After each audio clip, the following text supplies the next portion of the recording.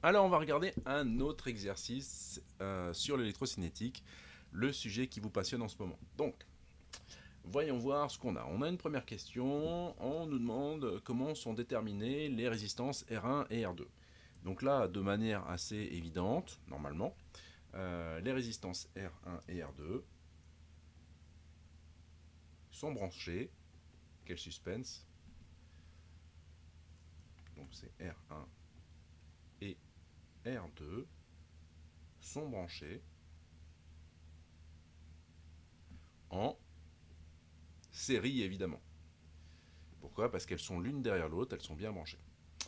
Et on nous demande de déterminer les expressions littérales de U1, U2, U et R équivalent. Alors là, on pourra regarder les flèches directement. On voit que la grande flèche U elle est égale à U2 plus U1.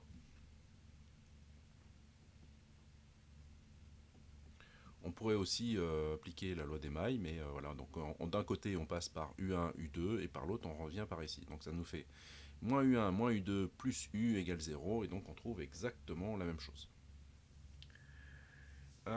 Donc là j'ai ce qu'il me faut et maintenant j'ai ma résistance équivalente. Ma résistance équivalente pour des résistances en série c'est égal à la somme des résistances et donc ma résistance équivalente c'est égal à R1 plus R2. Et donc si jamais je reprends, qu'est-ce que ça me ferait en fait une résistance équivalente? Ça ferait, je remplacerai les deux résistances par une seule résistance et cette résistance ça serait R équivalent. Et donc j'aurai ma tension U entre les deux. Donc je pourrais remplacer là ces deux schémas, ils deviendraient équivalents. Celui-là avec ces deux résistances deviendrait équivalent à celui-là avec une seule résistance. Et donc la résistance équivalente c'est R1 plus R2. Pourquoi? Parce que ces deux résistances sont en série.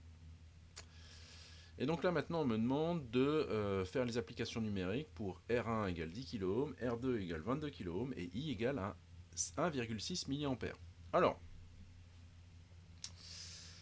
et donc si ce qu'on pourrait écrire aussi de ça avec la loi donc avec la loi d'Ohm, ce qu'on va pouvoir écrire c'est que U1 c'est égal à R1 fois I et U2 c'est égal à R2 fois notre I. Et on pourrait aussi écrire grâce à ça que U c'est égal à R équivalent fois I. Donc on va voir qu'on va pouvoir le calculer les choses de différentes façons. Donc ça là pour ce résultat là, d'ailleurs je reviens, c'est la loi des mailles.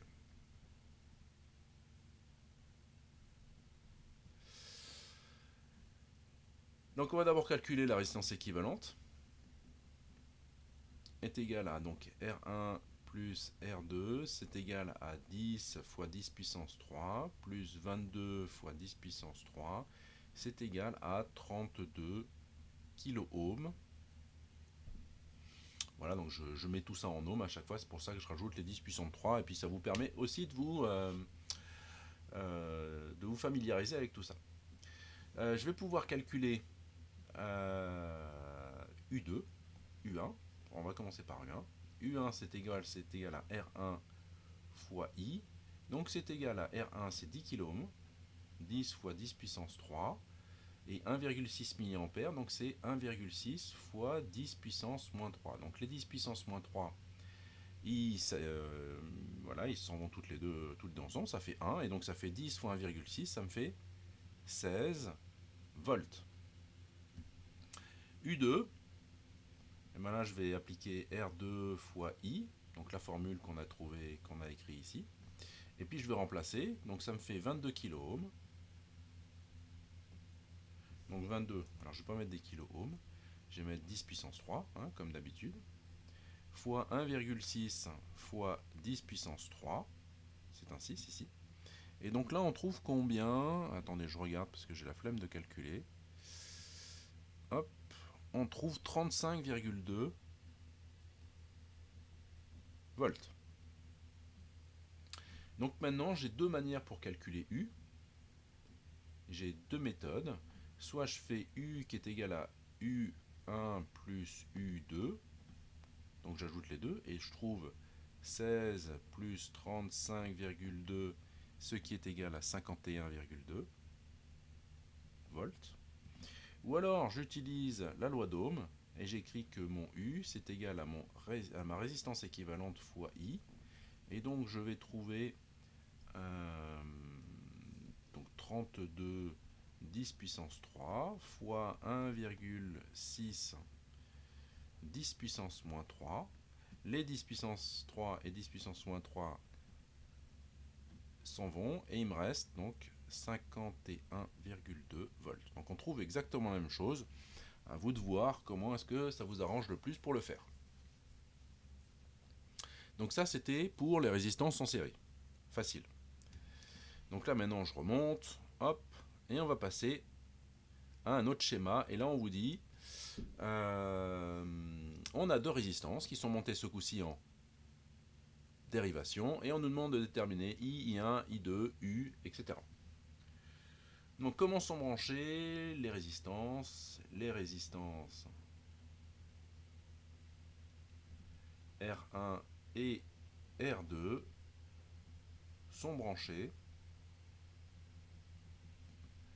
en dérivation.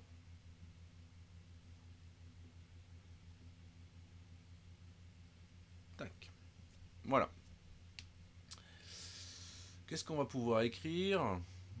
Donc, alors déjà, ce qu'il faut se rendre compte, c'est que U est égal à U1 est égal à U2. Hein, si jamais je prends les tensions qu'il pourrait y avoir aux bornes de U1, de R1 et aux bornes de R2, ben, ça va être U à chaque fois.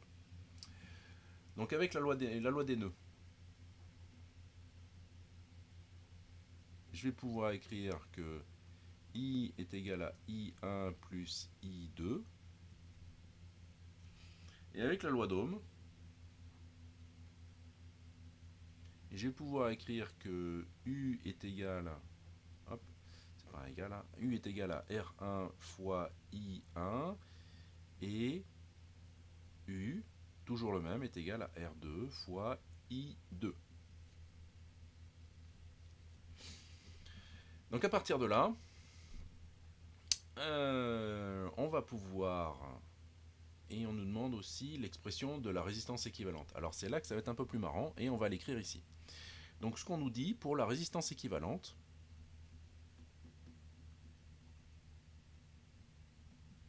donc la résistance équivalente. Alors ce qu'on nous dit, c'est que quand on a des résistances qui sont donc en dérivation, c'est la conductance qui va être, la conductance totale, ça va être la somme des conductances. Et la conductance, c'est l'inverse de la résistance. Donc si jamais j'écris l'équation, c'est 1 sur la résistance équivalente. Le truc de base qui est écrit dans le cours, c'est que c'est la somme des résistances qui sont en dérivation. Donc là, si jamais je l'applique, je vais obtenir que ma résistance équivalente, ça va être égal à 1 sur R1, plus, pourquoi? Parce que c'est une somme, plus 1 sur R2. Et donc là, il va falloir que je mette tout au même dénominateur. Donc le dénominateur commun, ça va être R1 fois R2. R1, R2, plus, là je fais toutes les étapes. Donc là ici, quand je regarde, quand je compare les dénominateurs, j'ai multiplié par R2 au dénominateur. Donc il faut aussi que je multiplie par R2 au numérateur. Comme ça, il s'annule et on retrouve bien la même fraction qu'au-dessus. Ici, j'avais R2. J'ai multiplié par R1, donc il faut aussi que je multiplie par R1. Et là, donc, je peux écrire que ma résistance équivalente, c'est égal à R2 plus R1 sur R1, R2. Hop. Ça, c'est un 1. Ici, histoire qu'on soit sûr. Voilà, c'est un 1. Bon, ils sont vraiment pourris, mais 1. Voilà. Et donc, maintenant, il nous faut qu'on prenne l'inverse. Donc, ma résistance équivalente, c'est égal à l'inverse de tout ça. Et donc, ça va me faire égal à R1 fois R2 divisé par R1 plus R2. Donc là, ça devient un tout petit peu plus compliqué qu'avant. Et ce qu'on va pouvoir écrire aussi, c'est que en fait, ce qu'on obtient, c'est que j'aurai mon courant I, j'aurai ma résistance équivalente, hop, et là, j'ai toujours mon U. Voilà le schéma équivalent qu'on obtient. C'est un fil, hein. Il est parfaitement droit, parfaitement bien. Je vais le faire un peu mieux, hop, voilà. Donc j'obtiens ça, et donc je peux de nouveau utiliser l'holodome, et donc j'ai aussi mon U qui est égal à ma résistance équivalente fois mon I, celui-là, puisque ça serait le I qui la traverserait. Hop, puisque j'ai un I ici. Donc j'ai encore la possibilité, j'ai différentes possibilités pour trouver les valeurs. Donc commençons, maintenant on nous dit de faire l'application numérique. Alors, ma résistance équivalente, on va regarder ce que ça fait. Donc on me dit c'est R1 fois R2 sur R1 plus R2. Et donc si jamais ça applique, ça me fait 10 fois 10 puissance 3.